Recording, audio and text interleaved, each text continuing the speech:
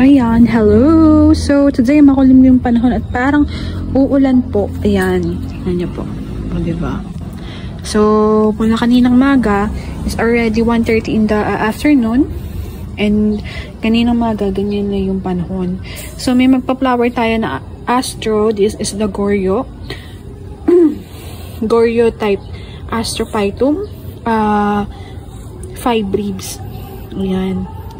With the babies. Ayan yung mga babies niya. Kita nyo ba? Diba? Oh, nagkukumpulan sila dyan. Tapos, magpa-flower pa itong Goryo natin. Ay, oo. And then, also, yung ating flowers ng ating Gymnocalcium. Ito, ang ganda talaga ng flower niya. Wafak. Tapos, ito pa. Another one. Ayan. So, we have 2 varieties ng Gymno, isang Cephiatum, and ito, medyo ma-red. Yan yung nag-hydrate. Pero kaya lang, okay lang yan, magbubuhay pa yan. Huwag mong sukuan magdilig, okay? Ayan.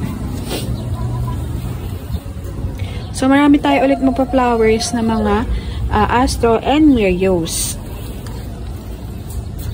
Ayan, yung ating mga Astro na na variegated, diba? Tayo na nagpalaki. Sulit na. And, yung flower ng ating T-line, ayan.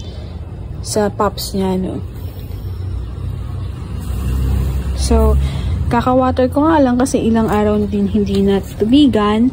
Siguro mga 2 to 3 days na. Ayan. Tapos, since mahangin naman, so sabi ko, magtubig na nga ako kasi ano naman nila yan eh. Sisipsipin naman nila yan. So, ayan. And then, may papakita ako eh. Ano ba ipapakita ko?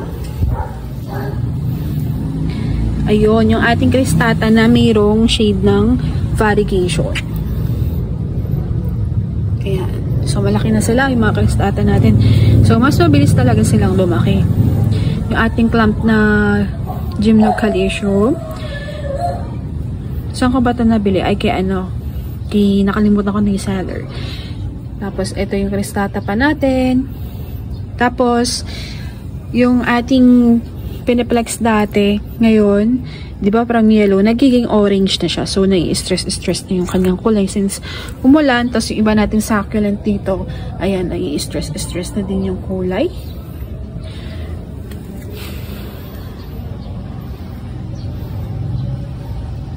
Ayan, so medyo basa, no?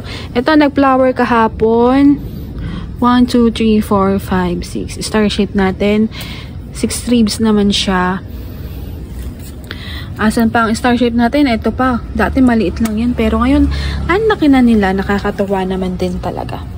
So, malapit na ito mag-flower hybrid na T-line. And, sino pa? So, yun. Sila lang. Ayan. So, marami pa ako nakita mga magpa-flowers dito. Medyo maambon na po. So, ayun. Next update ulit tayo. Mag-flex ulit tayo ng ating mga collection. And see you again tomorrow or on other day for our next vlog. So, this is your Nurse Plantita saying God bless po at laging mag-ingat.